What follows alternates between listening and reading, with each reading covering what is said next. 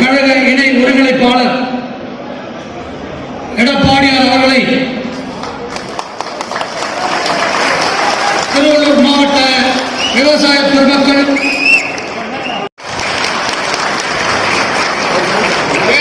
பொதுவானவர்கள் பல்வேறு கட்சியை சேர்ந்தவர்கள்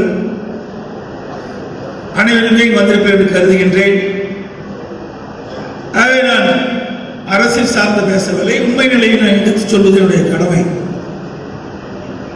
நான் விவசாயி என்று சொன்னால் அவர் கோபப்படுகிறார்.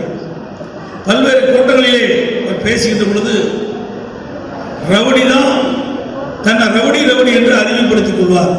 அதே போல எடப்பாடி பழனிசாமி அவர்கள் எந்த கூட்டத்துக்கு சென்றாலும் தன்னை விவசாயி என்று தன்னை கூறிக்கொள்வேன் என்று குறிப்பிடுகிறார்.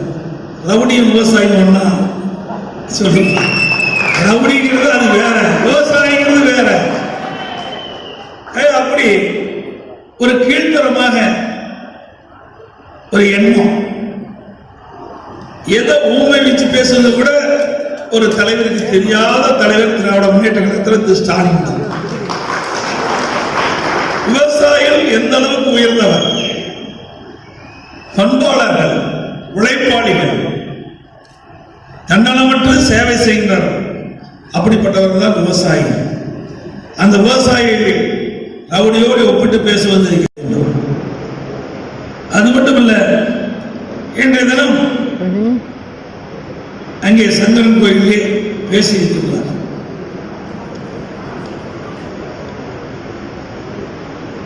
அவர் பேசுகின்ற பொழுது ஒரு கருத்தை சொல்லியிருக்கிறார். நான் நேற்றைக்கு முன்தினம் விவசாயிகள் கூட்டுறவு வங்கியிலே வாங்கிய பயிர்க்கடன் தள்ளுபடி செய்யப்படும் என்ற அறிவிப்பை நான் வெளியிட்டேன். அதற்கு திராவிட முன்னேற்ற கழக தலைவர் திரு ஸ்டாலின் அவர்கள் இன்றைய தினம் சங்கர் கோயிலே பேசிட்டு பொழுது குறிப்பிட்டார், விவசாயிகள் அனைத்து இந்திய அண்ணா திராவிட முன்னேற்ற கழகத்தை சேர்ந்தவர், அதனால் பயிர்க்கடனை தள்ளுபடி செய்திருக்காங்க. எவ்வளவு பெரிய பொய்! ஆனால் ஒன்று அவர் உண்மையை ஒத்துக்கொண்டிருக்கின்றார். எனக்கு முன்னாலே விவசாய சங்க தலைவர் பேசியதை போல அனைத்து இந்திய அண்ணா திராவிட முன்னேற்ற கழக அரசு விவசாயிகளுக்கு ஏராளமான நன்மைகளை செய்திருக்கின்றது, இன்னும் செய்து கொடுக்கும்.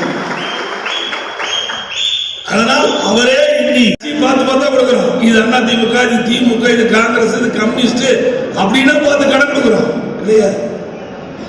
இன்றைக்கு கிராமப்புறத்தை வைக்கின்ற வேளாண் பெருமக்கள் அந்த வேளாண் பணி மேற்கொள்வதற்காக அங்கே இருக்கின்ற கூட்டுறவு வங்கியிலே பயிர்க்கடனை பெறுகிறோம். இதுதான் யதார்த்த உண்மை. இன்றைக்கு வேளாண் பெருமக்கள் புயலால் பாதிக்கப்பட்டாலும் நிவாரணம் கொடுக்கின்றோம், தொடர் கனமழையால் பாதிக்கப்பட்டாலும் பயிர் சேதத்திற்கு கணக்கிட்டு அதற்கும் நிவாரணம் அளிக்கின்றோம். வறட்சி ஏற்பட்டாலும் நிவாரணம் கொடுத்த ஒரே அரசாங்கம் அனைத்து இந்திய அண்ணா திராவிட முன்னேற்ற கழக அரசாங்கம். தமிழக வரலாற்றிலேயே வறட்சிக்காக நிவாரணம் கொடுத்த ஒரே அரசு அம்மாவுடைய அரசு. ஆகவே எப்பொழுதெல்லாம் விவசாயிகள் பாதிக்கப்படுகிறார்கள் அப்பொழுதெல்லாம் அம்மாவுடைய அரசு நேசக்கரம் நீட்டி அவளை தூக்கி விடுகின்ற அரசாக எங்களுடைய அரசு இருந்து கொண்டிருக்கிறது.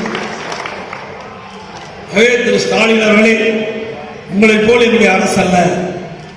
வேளாண் பெருமக்கள் திராவிட முன்னேற்ற கழக ஆட்சி கருணாநிதி முதலமைச்சராக இருந்த காலகட்டத்திலே அவருடைய பம்பு செட்டுக்கு மின் கட்டணம் ஒரு யூனிட்டுக்கு 1 பைசா குறைக்க வேண்டும் என்று கோரிக்கை வைத்து போராட்டம் நடைபெற்ற பொழுது அந்த விவசாயிகளை துப்பாக்கி சூடு நடத்தி சுட்டு வீழ்த்திய கட்சி திராவிட முன்னேற்ற கழக கட்சி.